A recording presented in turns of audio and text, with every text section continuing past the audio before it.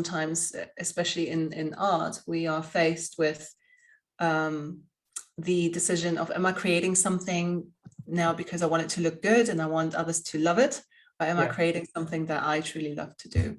So for me, I'm always driven by finding what's the truth in this, what really excites you and what is yours, and to move away from the shoulds and all of that, from living who we are not. Just wanted to get to understand about yourself, about who you are and everything. So I have like a question, which is why you chose to be like a designer at the beginning? Why not like pursuing your art career when you was like really passionate about it from your early stage? I love the question, because it's actually a turning point that after many years and looking at it now, I realize why. And I realized that I felt in that decision, I was looking for something extra.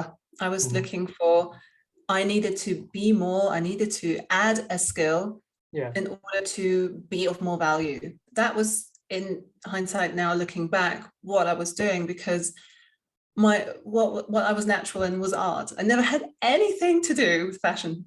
Never. I liked it, but I was not the kind of fashion student that would breathe art and that would know all the designers and stuff. And that, in fact, like living in Spain, I think in a small town in Spain, not saying that they're not fashionable, but we weren't really in like the trendy areas where people would wear the clothes that would be most trendy. When I come to Hamburg to visit my family and my friends, they would always have the newest sort of fashion stuff, and I would always be behind. So in fact, I had nothing to do with it. But funnily enough, I had this need to want to have a new skill, because I thought what I could already do, which was art, wasn't worth anything. I know it sounds bad, but this is somehow what I felt. It's like you didn't see the potential of like a future growth, like financial wise. So that's why you end up like choosing that design career, right? Oh, well, yeah, I thought that, okay, if I know an extra skill now, I can make clothes. So when the hard times hit, I'm able to create clothes. So we're not gonna be, we're gonna be safe with that. And also another thing that I knew and I was excited about. So it was not all like, I just did it because of that and I was sad about it. And I was actually excited about it, because then I thought, oh yeah, I can create art on a new type of canvas. So the canvas are the clothes now, so I can create art on it. And so art was always a thing. Actually, when I was at university, I always struggled to create designs, because in design you had to think of as well, like, who's going to buy it and who's going to wear it. And my art, it's not something that you would have, my designs would have not been something that you would wear on a day-to-day basis, but I was very much seeking the free artistic expression in design, and that's fine. You can see all these designers doing really creative, expressive stuff, but my passion wasn't strong enough to see me through to do all of that. You have to really breathe and really love everything about fashion design to make it as well. And when my belief was like, I can make it, and I've got, I noticed that a lot of things that didn't resonate with my passion wasn't then strong enough to see me through it. And it didn't came from your inside. It just like from outside things, like the fame is there, the money is there, and I can be something, but inside, like you didn't know like what you need to be pursuing. It comes down to like a fears, which was the topic we're gonna talk about. Like you mentioned, the two segment we're gonna talk about fears and power of arts. So in the beginning of it, we can talk about fears, and I can relate to that like with your life journey. And there is the fear, like a fear of knowing unknown, like which is, if I choose my career path to the arts, I'm not going to be successful, probably not financially, probably not like I'm able to do it or not, people going to buy it or not. So I want to like know from you more about fears. What defines you for fears?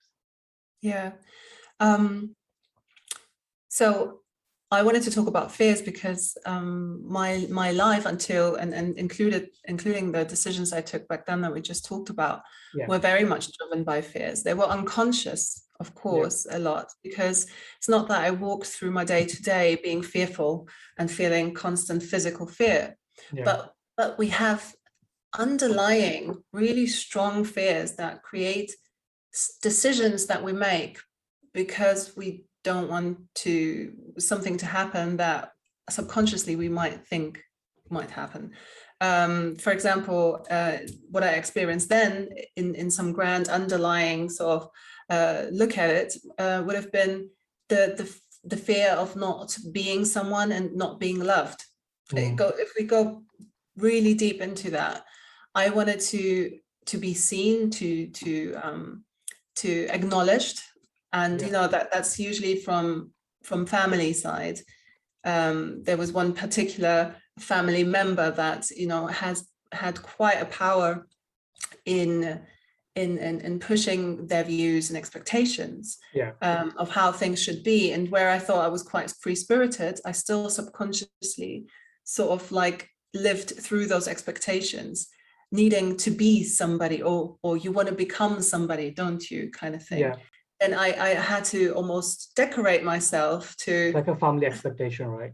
Yes. And that comes all down to the root of it, really, to just wanting to be loved for who you are. So you kind of just decorate yourself to what you think somebody else is going to make you, is going to love you. So that's some fears that I've underlying had all the time. I also had fear of rejection a lot, fear